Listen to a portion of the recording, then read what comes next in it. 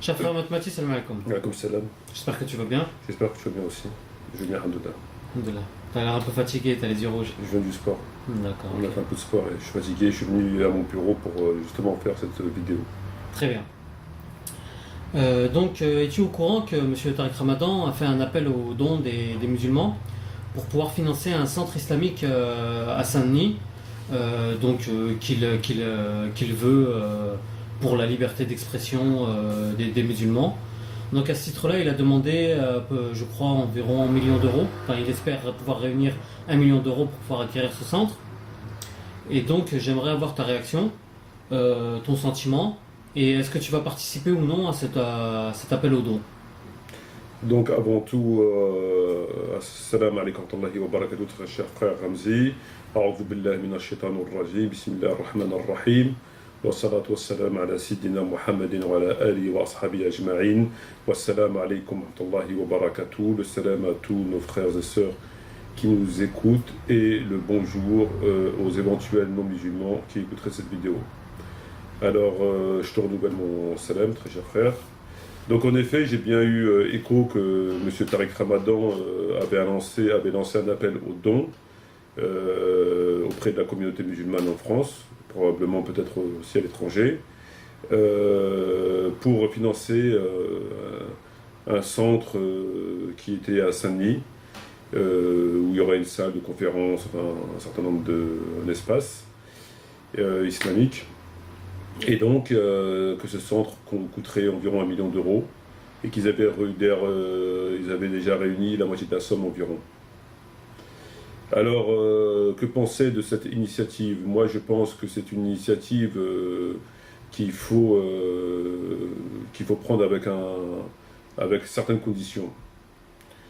Tout d'abord, en fait, si les musulmans financent ce lieu, il serait quand même regrettable que dans ce lieu, on écoute des choses, que ce lieu serve à écouter des hérésies.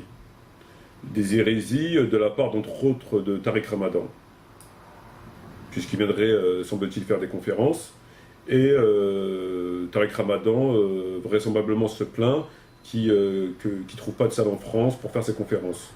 Donc ce serait un lieu, entre autres, pour qu'il puisse faire ses conférences. Alors si les musulmans financent à la hauteur de 1 million d'euros un lieu où M. Tariq Ramadan viendrait nous dire que l'homosexualité n'est pas un mal, qu'on peut être un musulman, voire un bon musulman, et tout en étant homo, qui vient nous dire que l'intégration n'est pas contraire à l'islam, qui vient nous dire que Ben Laden est un mécréant, qu'il a trahi les textes, qui va nous dire que les moudjahidines qui sont venus propager l'islam, comme on connaît l'expansion de l'islam, étaient des voyous, qui va nous dire que la peine au sujet de l'apostat est contextuelle, qui va nous dire que le fait de taper sa femme dans le cas de la nécessité absolue est contraire à l'islam, donc une contradiction, il contredit ouvertement le Coran, comme il l'a fait à plusieurs reprises, qui va nous dire que l'on peut tout à fait insulter le prophète sans être poursuivi d'aucune façon, puisqu'il avait condamné la fatwa de l'imam Khomeini, et donc il avait considéré que c'est une fatwa de purement politique pour la récupération. Donc vraisemblablement il était contre le fait qu'on réprimande quelqu'un qui vient insulter le prophète et ses épouses, puisqu'il était contre cette fatwa, qui vient nous dire qu'une femme peut sortir de son domicile, aller travailler sans absolument aucune autorisation de son mari, qu'elle a le droit, qui vient nous dire que le concept de terre d'islam, terre de paix et terre de contrat établi par le Coran et par le prophète, effectivement, sur d'autres termes, mais qui vient dire, qui en résulte à la même chose, est obsolète, qui vient nous dire qu'il est pour la fin de la polygamie, qui va nous dire que le djihad n'existe pas. Moi, je crois que financer un centre pour entendre des gens dire des choses comme ça, des hérésies, de la mécréance, des choses qui sont complètement contraires au Coran, à l'islam, je ne pense pas que ce soit une bonne chose pour les musulmans et pour l'islam en général, très sincèrement. Donc alors, M. Tariq Ramadan se plaint qu'il n'a pas la liberté d'expression en France, puisqu'il n'est pas financé, et par conséquent, il a du mal à trouver des salles, etc., et que ce lieu serait un lieu pour les musulmans, qui viendraient avoir la liberté, qu'ils auraient la liberté de s'exprimer. Je tiens à rappeler que Tariq Ramadan est un des grands stratèges, si j'ose ainsi m'exprimer, du boycott de la vérité, puisqu'on a pu le constater à différents moments que Tariq Ramadan choisissait les gens avec qui il débattait. Donc, lorsqu'il parle de liberté d'expression, il faut comprendre sa liberté d'expression, et non pas la liberté d'expression. Il faut aussi quand même rappeler que ce lieu qui serait financé par des musulmans, il y a de fortes probabilités qu'il sera financé que pour une catégorie de musulmans, c'est-à-dire ceux qui adhèrent au courant de Tariq Ramadan. Et donc il est bien évident que M. Mehmeti Mamar, ou les gens qui pensent comme Mehmeti Mamar, ou des chiites, ou des salafis, n'auraient pas droit de conférence dans ce lieu. Donc quelle liberté d'expression parlons-nous? Donc si c'est pour en arriver à tout cela, moi j'invite les musulmans non seulement à ne pas continuer à financer un lieu qui serait un endroit où on propagerait l'hérésie, le mensonge et loin de la liberté d'expression, le boycott de façon la plus pernicieuse, bien évidemment, et que les musulmans n'auront pas le droit de s'exprimer librement, à part M. Tariq Ramadan et ses semblables. Et ça, donc, j'invite, moi, les musulmans, non seulement à ne pas continuer à financer ce lieu, qui ne servira strictement à rien, mis à part entendre cette espèce d'hérésie, et qui, au-delà de ça, j'invite les musulmans à récupérer l'argent qu'ils ont donné. Donc, s'ils ont récupéré 500 000 €, je les invite à récupérer leur argent, parce que si c'est pour faire ce qu'ils ont l'intention de faire, comme je viens de le dire, ça va à l'encontre de l'islam et de l'intérêt des musulmans. Donc les musulmans, il faut qu'ils arrêtent d'être dupes. On leur demande de financer des mosquées qui serviraient à promouvoir l'islam. Et en fin de compte, il n'en a strictement rien, puisque dès que la mosquée est faite, ça devient leur mosquée. C'est eux qui font... il n'y a personne qui a aucune liberté, mis à part les décideurs. Donc dans toutes les mosquées, c'est comme ça, qui eux-mêmes sont sous la houlette du gouvernement français. Et donc là, on leur fait le même coup. On leur parle de liberté d'expression, on leur parle de lieu d'indépendance, de lieu de liberté. En fin de compte, il n'en est strictement rien, sur le fond et sur la forme. Et donc, si vraiment les musulmans souhaitent financer ce lieu, il faut qu'ils émettent un certain nombre de conditions. Donc la condition que des hérésies, comme ceux que je viens de citer, ne soient pas propagées à partir de ce lieu de perdition, que tous les musulmans aient la liberté, parce que c'est leur argent, de s'exprimer. Et quand je dis tous les musulmans, c'est tous les musulmans. Ça va du musulman normal, entre guillemets, aux musulmans salafis, aux musulmans chiites, aux musulmans habachites, tous les musulmans. À partir du moment où quelqu'un croit à la voie sur laquelle il est, il n'y a aucune raison qu'il ne vienne pas s'exprimer et débattre et défendre ses idées. Dès lors qu'on rentre dans le débat d'idées, il faut accepter le débat d'idées.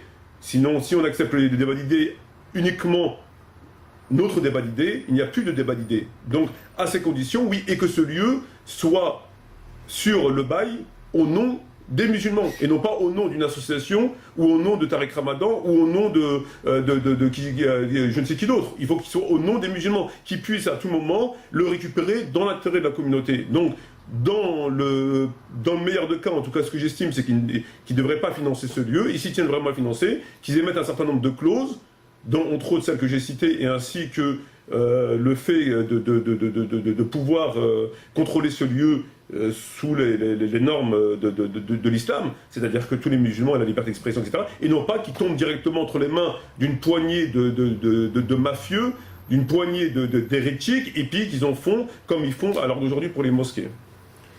Très bien, mais là, tu les as, entre guillemets, condamnés, alors qu'ils ont... Tu peux pas savoir l'avenir. Je veux dire, peut-être que toi, tu pourras t'exprimer là-dedans, ou d'autres frères qui pourront s'exprimer là-dedans. Ben, avec des peut-être, on peut faire énormément de choses. Avec des si, on peut faire énormément de choses. Il faut quand même réfléchir avec les évidences et avec ce qui se manifeste. Or, les évidences et ce qui se manifeste, c'est que cet appel il est lancé par Tariq Ramadan, d'accord ? Donc, on lui permet de lancer cet appel-là, on permet quelqu'un qui a dit que les homos, on pouvait être musulman et homo, et un certain nombre d'autres hérésies qu'on connaît. Donc lorsqu'on on laisse quelqu'un comme Tariq Ramadan faire un appel au don pour un lieu comme ça, on connaît d'ores et déjà l'état d'esprit des personnes qui vont l'acquérir, qui vont le gérer. C'est une évidence. Donc, ce n'est pas un jugement définitif. Il ne s'agit pas de connaître l'avenir. Cependant, on a des préambules, on a des signes, on a des indices qui laissent à penser raisonnablement qu'on s'achemine vers cela. Donc, c'est pour ça que je dis, dans le meilleur des cas, c'est de ne pas donner et de retirer l'argent. Et si vraiment les musulmans veulent acquérir cet endroit pour l'islam et pour la liberté d'expression, etc., comme le dit si bien M. Tariq Ramadan, ils doivent stipuler un certain nombre de clauses qui dit que le bail sera au nom des musulmans et non pas au nom d'une personne ou de deux ou un groupe de personnes qui en feront ce qu'ils voudraient. Et les clauses, c'est que tout le monde puisse s'exprimer dans le cadre du débat d'idées. Je dis bien tout le monde. Voilà. Mais si c'est pour entendre que un son de cloche qui est celui qu'on connaît à travers le discours de Tariq Ramadan et aucune opposition face à cela, je ne pense pas que ceci soit profitable aux musulmans et à l'islam. Bien au contraire, c'est exactement ce qui se passe avec les mosquées. Alors, ou elles sont financées par des États étrangers, ou elles sont financées par l'État français, ou elles sont financées par des musulmans eux-mêmes qui ont la bonne intention, mais pour en arriver à quoi? Pour en arriver à ce qu'on voit aujourd'hui. Et ça n'a strictement rien apporté à l'islam, ça n'apportera rien à l'islam ni aux musulmans. Et c'est pas du tout une bonne chose. Si le donateur l'a fait sincèrement, de toute façon, il est entre guillemets à l'abri, il recevra les rétributions de ce qu'il a fait. Ah non, pas du tout. Le donateur doit savoir où c'est qu'il met son argent. L'intention n'annule pas l'acte en lui-même.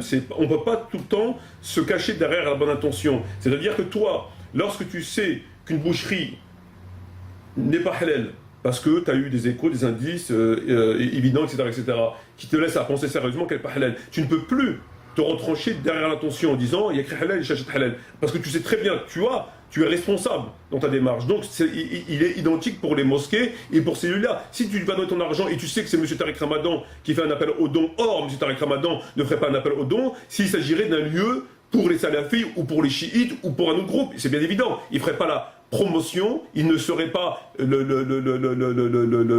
entre guillemets le porte-parole de quelque chose qui est à l'encontre de ses idées. Et ces idées, on les connaît. Donc à partir du moment où il fait la promotion, où il fait des démarches dans ce sens-là, c'est qu'on sait que ce lieu est dévoué aux idées de Tariq Ramadan. Et c'est évident, sinon il ne le ferait pas. Sinon, si on dit est-ce qu'il est pensable qu'il fasse un appel au don pour financer une salle pour mettre Mati Mamar? Voilà. Donc lorsqu'on entend Tariq Ramadan dire pour les musulmans, pour la liberté d'expression, etc., c'est ni plus ni moins que du pipeau. Il n'y aura absolument aucune liberté, il y aura absolument rien, c'est ni plus ni moins que de la manipulation qui malheureusement a de beaux jours devant elle, puisque ça continue. On vient avec des beaux discours, on vient avec un beau projet, et puis les musulmans donnent, et puis résultat des courses, ben, c'est ce qui se passe, c'est ce qu'on voit aujourd'hui. Donc ça, il faut dire non à ça. Il faut dire non. Il faut arrêter d'être sensible au discours bien rodé, au discours mielleux. Il faut arrêter d'être sensible à ça. Donc moi, je dis non. Je dis non. Ne donnez pas votre argent et récupérez, si vous pouvez, votre argent. Et dans le pire des cas, si vous le faites, dans ces cas-là, émettez un certain nombre de clauses, que ce soit un lieu pour l'islam, pour les musulmans, tout en se confondus, et dans le cas du débat d'idées. Voilà, et que le bail soit au nom des musulmans et non pas au nom d'une poignée d'individus. Okay. Voilà. Ok, ben, je te remercie de ces précisions et de ta position sur ce sujet qui me semble important. Et à très bientôt, Inch'Allah. Salam alaikum. Merci beaucoup de ta présence. Et je remercie les personnes qui nous ont écoutés. Et shukran jazirin wa salam alaikum wa rahmatullahi wa barakatuh. Et à la prochaine, Inch'Allah.